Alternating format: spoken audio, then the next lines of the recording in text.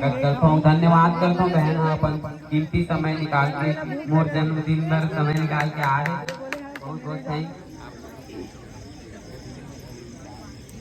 जय जोहार और भैया जी का जन्मदिन के बहुत सारा बधाई।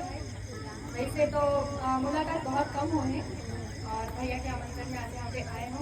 जब वो ब्लॉगर ही दिखते थे, वैसे मैं ब्लॉगर नहीं हूँ, इन्फ्लुएंसर हो, एक्ट्रेस हो, बनवा दियो, आर्टिस्ट हो। और बस इतना ही, बाकी भैया बताइए। बर्थडे विश तो करे नहीं आज।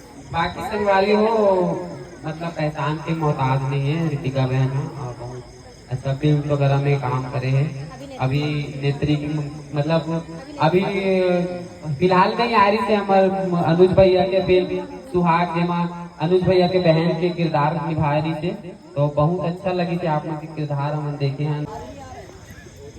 अब मैं क्या बोलूं भैया और भाभी के लिए, मतलब शुरू से देखा था ना इतना स्ट्रगल और इतना मेहनत कर आए थे और फाइनली होकर रिजल्ट भी अब हमके सामने है।